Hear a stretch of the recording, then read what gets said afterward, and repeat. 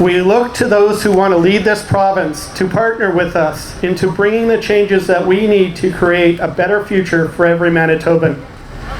And now we have a chance to hear from our candidates about what issues mean to them and their parties.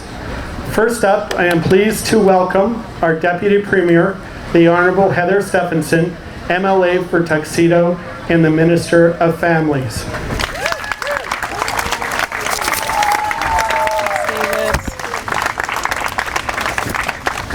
Well, good afternoon, everyone, and I'm just delighted to be here in sunny Manitoba in Assiniboine Park. It's so great to see the more than 1,000 people who are here with us today, and I think those very numbers are indicative of the fact that the disability vote matters. So congratulations to all of you who are here with us today to ensure that we get that point across.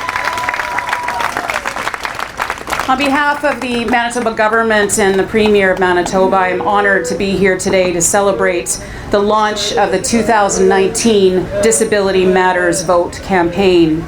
In 2016, this campaign grabbed the attention of Manitobans with nonpartisan efforts to ensure disability issues made it into the election discussion.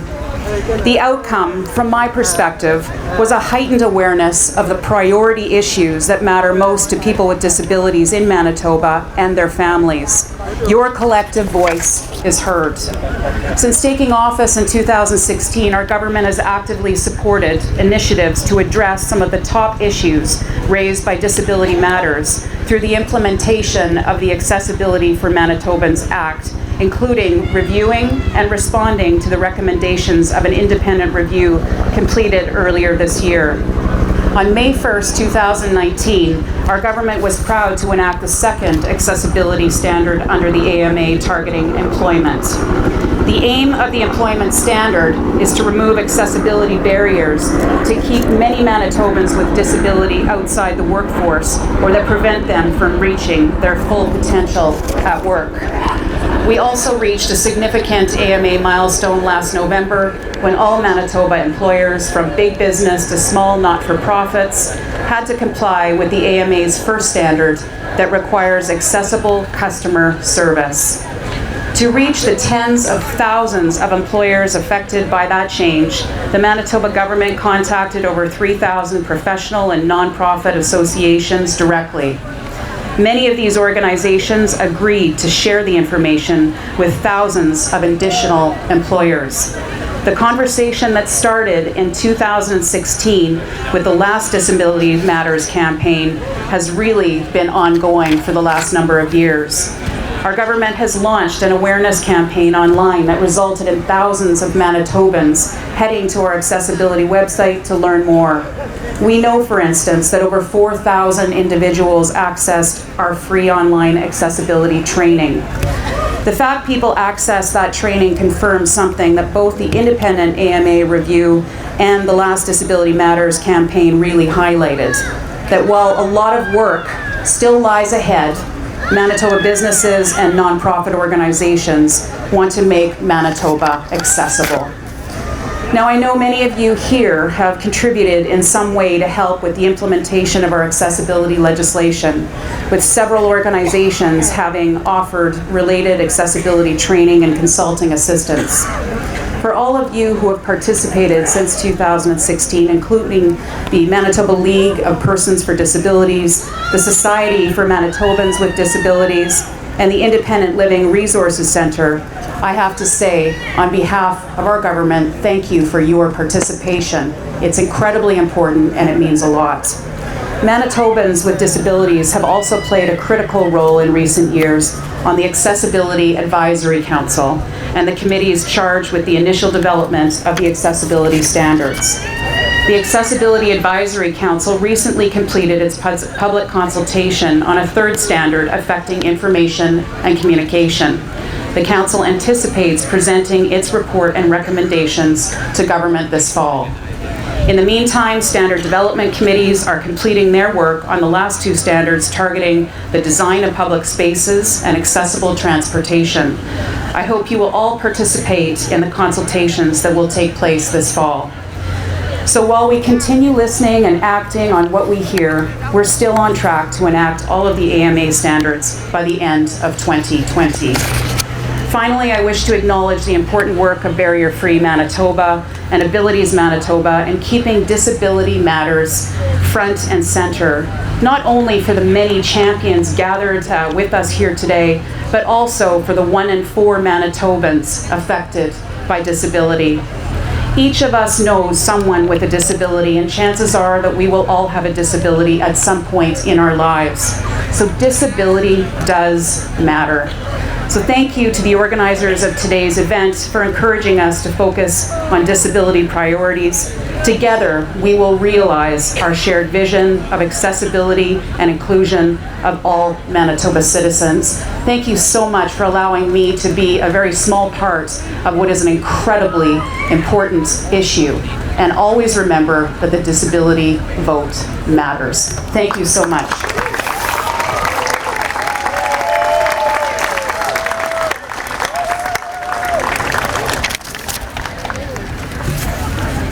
Thank you, Minister Stephenson. Will you please join me in welcoming Wab Kinew, MLA for Fort Rouge and the leader of the New Democratic Party of Manitoba.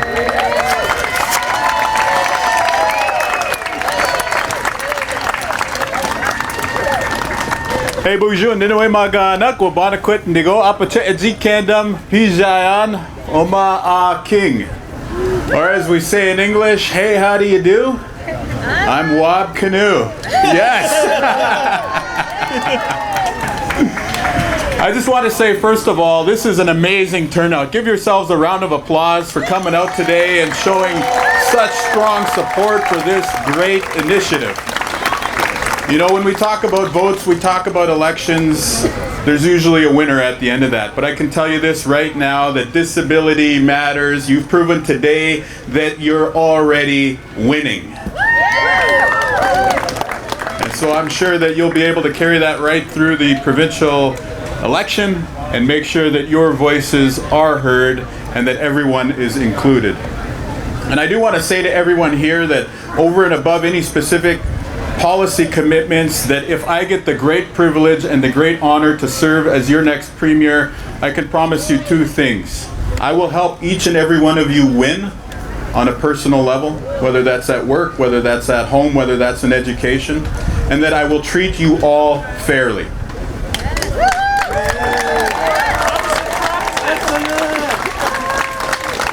And so recently, I was reminded of the importance of the issues that were gathered here to talk about today.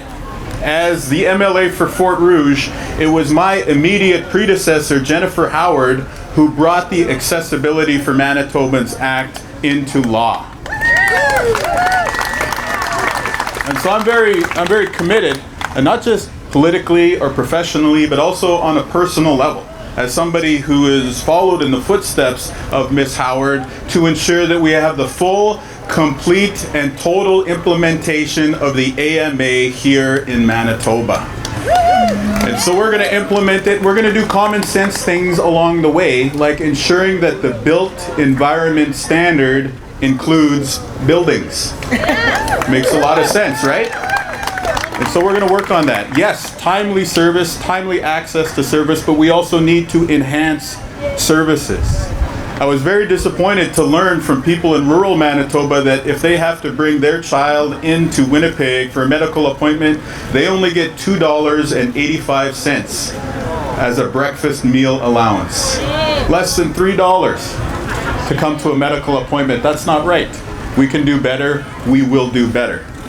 When it comes to work, yes, absolutely. Every single Manitoban who wants work should be able to find work in our great province. And the reason for that is simple. For sure, having a paycheck is important. We want to be able to provide a good life for ourselves. But having a job is also about much more than a paycheck. Having a job is also about the pride, it's about the dignity, and it's about the self-respect that comes along with putting in a hard day's work. And I want every Manitoban to be able to feel that dignity and to feel that pride. And yes, of course, we will work hard to improve the rates of assistance, whether it's through EIA or through a basic income model. We're going to transition our support so that we can make sure that everyone in our community can get by and have enough dignity and enough resources so that they don't have to resort to begging just to make ends meet at the end of the month. We are a rich province, we're a rich country, we ought to be able to take care of everybody who lives in Manitoba. And if I could be so bold, I would say there are other priorities that we have to look at beyond the four that were highlighted today by Disability Matters. I think there's a lot of issues in education, a lot of issues in childcare. Yes, inclusion supports. We have to look at supporting in the childcare sector, and we need to make sure that there are enough EAs in our education system so that every child can have more one-on-one time with their teacher. Because that one-on-one attention, that's when the real learning happens. And so on a personal level, you know, I was reminded recently, I got a 1-year-old son at home. If you follow me on Instagram, at Wabber, W-A-B-B-E-R, you'll see that this kid, he's amazing. He's always smiling. He's always laughing. He's got a very warm heart, a heart of gold. He's an amazing kid. And we recently just found out that he needs to get corrective lenses right away, which is not, it's not the biggest deal. My wife was upset about it, but, you know, kind of reassured her. It's not the biggest deal. But it was a timely reminder, knowing that this event was coming up, of a simple truth. You know, I love this kid so much, and now we're starting to see that he's going to encounter some of his first bit of adversity. And it was a timely reminder of the reason that I think that all of you are here today, which is the following. That even no matter where you start from in life, we know that oftentimes exceptional kids have exceptional needs. Exceptional people have exceptional needs. And so it's my commitment over and above any specific policy goal, all of which are worthy, all of which we want to assist you in pursuing, is to make sure that we form a government in Manitoba that gives every single kid in this province a fighting chance. That gives every single person in Manitoba a fighting chance, whether they're your parent, your grandparent, whether it's you or me, whether it's your child or your neighbor. We want to ensure that Manitoba is a province for all of us. So Miigwech Kabizinda Oyek, thank you very much for listening to me, and thanks again for supporting this great and worthy cause.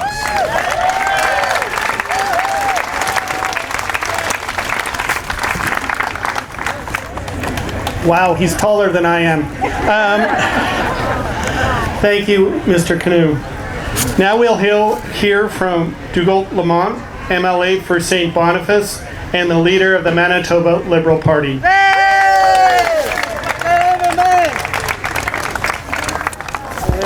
Thank you so much.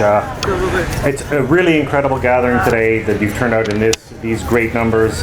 I want to thank everyone who showed up. I do actually want to recognize Mr. Stephen Fletcher, who is actually the first, he was the first permanently disabled person who was an MP, an MLA, and cabinet minister. I think he deserves recognition for showing just exactly what can be accomplished and overcoming many barriers in his career. In my time as MLA, my brief time, I was only elected less than a year ago. Some of the most powerful meetings I've ever had have been meetings with Disability Matters and with advocates for people with disabilities in Manitoba. Because it's so clear that there are a lot of broken systems in our province. EIA is one example. We have ever-increasing numbers of people on EIA, and many of those are people with disabilities. We have caregivers who care deeply about the work they are doing and the people they are caring for, but they are not able to do the work they want to do because they're not making a living wage, and that needs to change. But today is July 4th, and it's American Independence Day, and I'm not going to talk that much about the U.S., but I do want to say one thing about it, is that as a founding core principle of their Constitution, it says that it's self-evident that people are created equal. And in the Canadian Constitution, it says every individual is equal before and under the law and has the right to equal protection and equal benefit of the law without discrimination, including discrimination on the basis of a disability. And Canada's Constitution also includes that you have a constitutional right to vote. So that's why it is so important that you claim those rights, that you make those rights your own. And when it comes to what Disability Matters is talking about, the issues of timely access, the issue of fair wages, of treating people with dignity, and of universal design, these are absolutely critical issues. They're not just aspirational. They're not something that's an extra. They're something that are fundamental, and they're something we have to make a reality. Because there need to be more than just words. These are when we talk about these commitments in our Constitution, these are the documents our society is founded on. These are the principles that we're all supposed to be working on and living in government. But it doesn't happen. Too often, these words are only words. We have to commit to making them real and taking action. Because equal treatment is not special treatment. It's fairness. And righting a wrong is not special treatment. It's justice. And those are what we need to commit to. As the Manitoba Liberals, we are committed to equal treatment and fair treatment and to justice. Because the story of progress in our society is recognizing more and more people as full human beings under the law. Equality and justice and action are all necessary because we can recognize and celebrate that people are full human beings and recognize their full potential so that we can work together to build something. This is something that's key to us as the Manitoba Liberal Party. This is something that we hope to provide to you and make sure that we're taking action in government after this election. Thank you so much. Miigwech. Merci.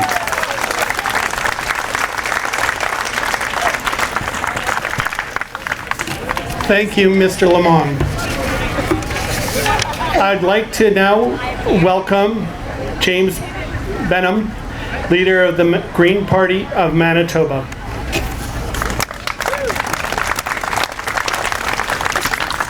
Thank you, David, for the introduction, and thank you for the land acknowledgement earlier today. And thank you, everyone, for being out here. This is wonderful. Look at all these people. I think you guys should be really proud of yourselves. The 2016 campaign was amazing, and I have no doubt that 2019 is even going to be more amazing. And I think you should really be proud of yourselves and how effective this campaign's been. I think the sign to me is that I see signs popping up all over my neighborhood, and I think to myself, I haven't got my signs up. I got to get on it. You guys are out hustling us politicians. You know, full credit and to the disability community for accomplishing that. And what that shows is the capacity of the disability community, of everyone that is here today. As we've heard people comment already, that we want people to work. People want to be involved. There is a lot of human capital in our society that we aren't capturing. And if we work on that, we're going to have a more inclusive, a better society, a society that respects the diversity, because ultimately we're all people. And that's really, I think, what it's about. One really important policy for the Greens is our guaranteed annual income policy. And I'd really encourage you guys to go on our website and look at our 2016 platform on this, and we're working on the details for 2019. But, you know, poverty is a major barrier for all Manitobans. And we look at the success of programs like Old Age Security, and we want to expand it. We want to create a guaranteed annual income for all Manitobans. We want to make sure that the most vulnerable are cared for. And if, you know, those of us that are doing a little bit well aren't willing to take a few pennies to make sure that we take care of everyone in our society, then I don't know what's wrong with us. I think that is key, and the broader implications for those that are living with a disability, for our healthcare system, for our justice system are massive. I also want to, you know, Greens want to take a more cooperative approach, where we've seen Greens elected across the country, Elizabeth May and now BC and Prince Edward Island and New Brunswick and Ontario, they try to bring a more cooperative tone to government. So I want to acknowledge both the past government and the current government with respect to doing some work on the Accessibility for Manitobans Act. I mean, We've got the first customer service standard under the previous government and now standards for employment. But there's 3 more standards to do. We can't wait a single term per standard. That's too long. We need to get on it now. I'm glad to hear that we had the acknowledgements from other parties that we're going to see it implemented in the first term. We want to see all the standards implemented right away, and that's why you need to put Greens into government. We'll hold them accountable.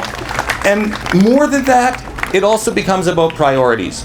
There's so many issues out there, I'm not going to be able to get into all of them, but it becomes a matter of making that a top or a funding priority. I'll give you one example with respect to mental health. In New Zealand and the United Kingdom, they put about 11% of their healthcare budget into mental health. We put 5% into mental health. It's about those types of priorities and making, we've access to assessments for people that might need it, particularly for, I think a 2-year waiting list for students who have autism to get assessments. These are the types of problems that we have, and that I don't have to tell people there. I mean, the people out here, and that's what I enjoy, is talking to you and hearing what issues you have. I want to acknowledge Catherine Alady. I don't know if she's out there. She can't only be so much out in the crowd because she has multiple chemical sensitivities. It's hard for her to breathe air, so even being around a crowd is a challenge. So I've been corresponding with her on email. So there's so many issues out there, and I obviously can't address them all. But a lot of them, I think, if you look at our platform, even our guaranteed annual income, I just wanted to touch on that one, was a point I forgot to mention, which is that a sad fact is that I think many people support workers that are helping those living with disabilities would themselves be a beneficiary of our guaranteed annual income. The way that's wrong. That's outright wrong. We need to respect the caring professions more. And, this is what we want. We want an inclusive, dignified society.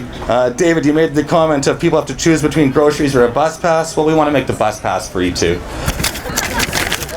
That's all I have to say. I'm really a pleasure to meet everyone out here. I'm going to have a chance to mingle with the crowd afterwards, so please come talk to me. I think that's what's most important, is to listen to you. Thank you for the work that you're doing and holding us politicians to account.